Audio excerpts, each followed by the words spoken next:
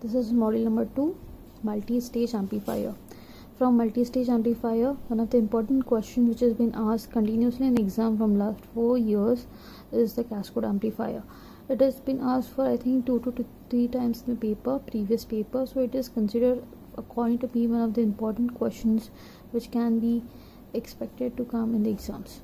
Okay, now starting with the multi-stage amplifier. Multi-stage amplifier is a combination of two different amplifier, and two different amplifier with the different characteristics comes together to form a better device, a combined device with the advantage that is called as the multi-stage amplifier. As we can see over here, the cascode amplifier. The cascode amplifier is a combination of two different amplifiers. As we know that the cascode amplifier in the transistors is a combination of two amplifier named as CE amplifier and CB amplifier.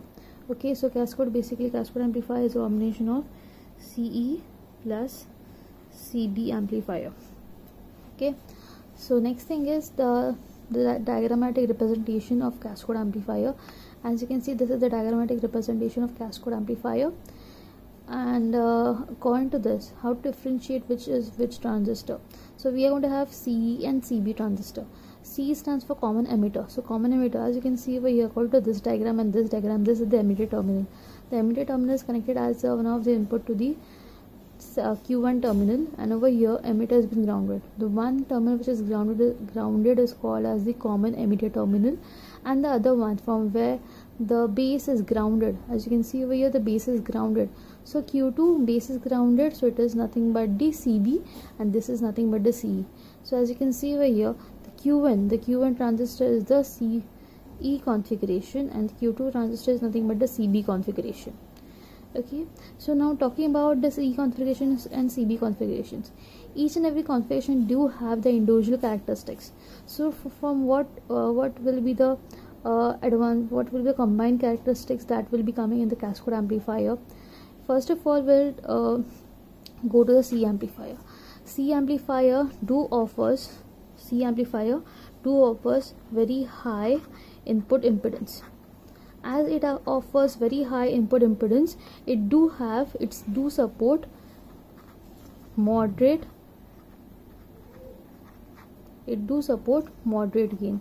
As Q1 CE amplifier do have high input impedance, it do support moderate gain, whereas in Q2, that is CB amplifier do have a very large value of you can say it do have very large bandwidth.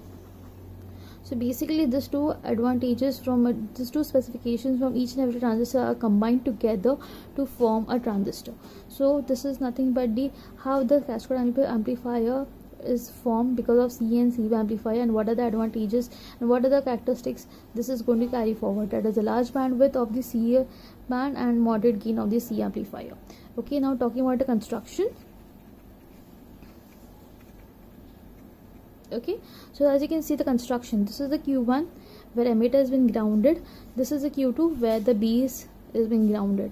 Now over here where we are going to have the coupling capacitors. So as you can see, as common emitter, as you can see over here, the input is given from the base of the common emitter terminal. So CC1 stands for is nothing but a coupling capacitor.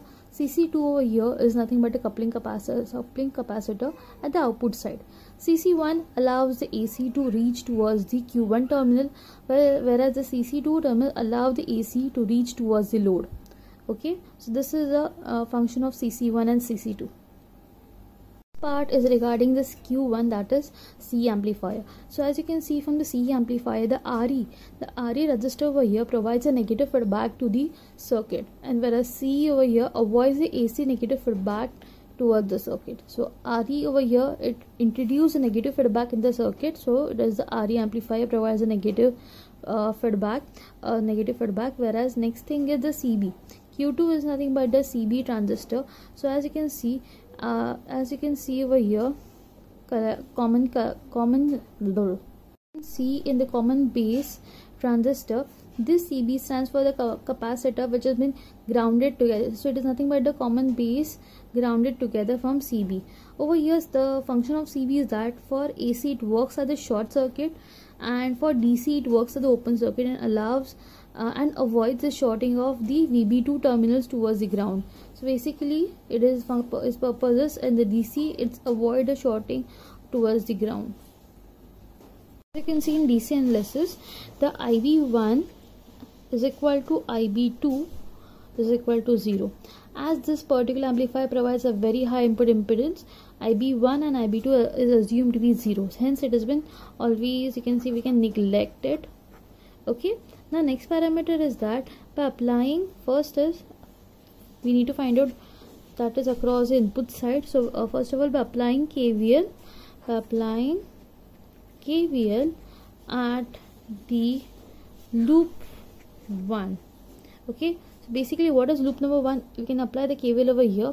By applying the KVL at this particular loop, we can get VB, we can get the answer to be VE1 is equal to VB1 minus VBE. This is the, you can see how this particular thing comes. This is nothing but VB1 is over here, VB1 minus VBE, and this part is nothing but minus VE. So I've just removed VE over here. From this minus VE, I just shifted it from VE over here. I can get this expression. Okay, so this is nothing but applying KVL at the input side. From here we can get this expression. Now next thing is, what is VB1? VB1 is nothing but by applying, you can say, a voltage divider rule, we can get VB1 is equal to R1 divided by R1 plus R2 plus R3. We can assume that this entire thing to be RT. This entire thing is to be RT multiplied by VCC. We can get the value of VB1 is equal to 1 upon total RT multiplied by VCC. This is nothing but VB1. Next thing is that IE1 is equal to VE1 divided by RE1 will provide the value of I. According to this, IB1 is considered as 0, IE1 is considered as this. Okay, now next parameter is nothing but I1. So as we got IE1 equal to IC1, IC is equal to, we can say, according to the formulas, so according to the formulas, we have IE1 is equal to IC1. IC1 is equal nothing but equal to, IC1 is over here. So as you can see, IC1 is equal to IE2 is equal to IE2, and IE2 is equal to IC2. As you can see that according to this diagram, everything is aligned together. So we can find out that all this entire current in a line are nothing but the same, equal to each other. Okay, so next part is by applying KVL to loop 2.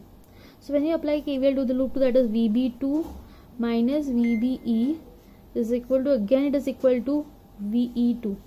Okay, so VE2 is nothing but over here VE2, voltage across, you can say voltage across this particular parameter is nothing but the voltage across VC1. So we know that VE2 is equal to VC1. Okay, VE2 is equal to VC1. Now next parameter is that applying KVL to outer loop.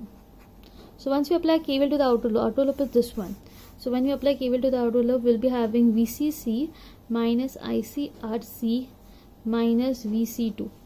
This can be again is equal to 0. We can write it again, VCC minus ICRC is equal to VC2. VCC minus ICRC is equal to, we can say over here, VC2. Okay, so we can write it in the proper way, like VC2 is over here, VC. Okay, so this is nothing but this entire calculation, that is applying KVL at the loop 1, then loop 2 and the outer loop, is nothing but the DC analysis of the cascode amplifier.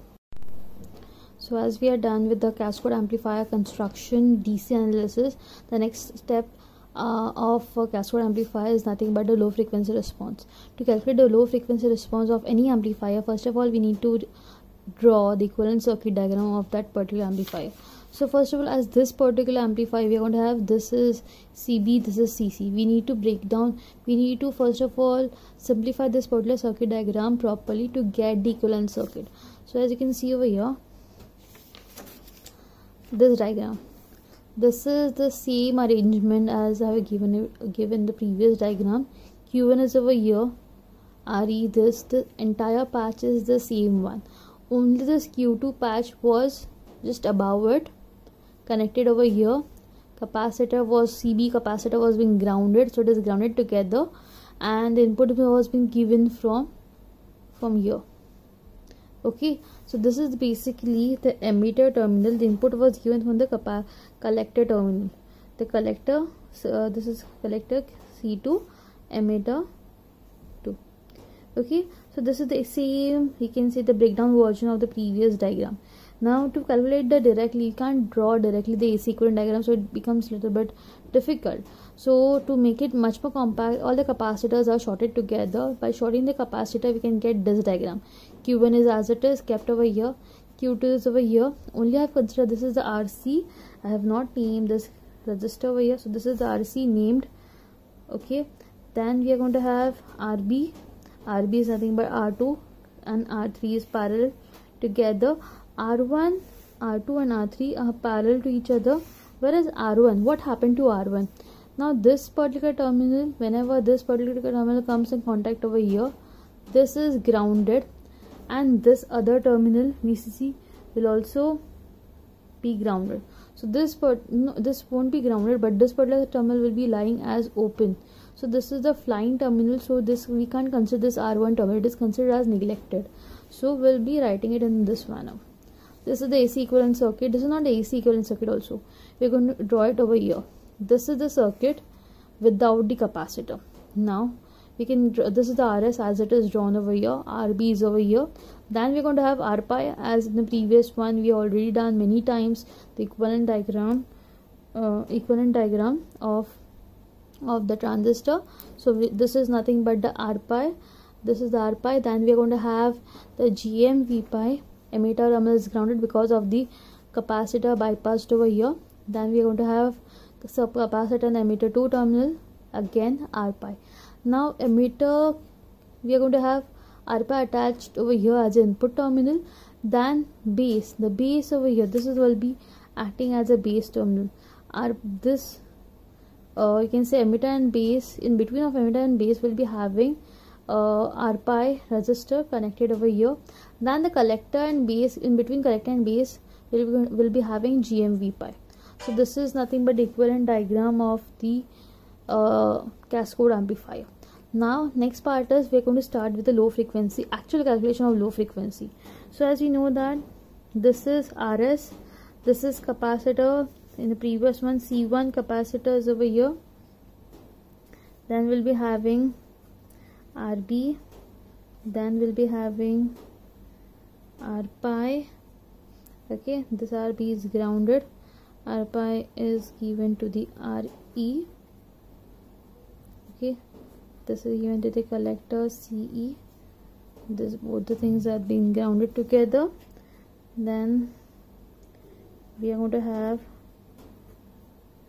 GM Vpi 1. This is emitter, base, collector. The collector of this would come connected to the emitter of the second one. So emitter across will be having RPi 2 connected. Now this RPi is grounded. Now talking about the base terminal, base will be having what? Base across we are having RB resistor, and parallel to it we are having capacitor CB, which both the things are grounded. Okay, now next part is we're going to have GM. This is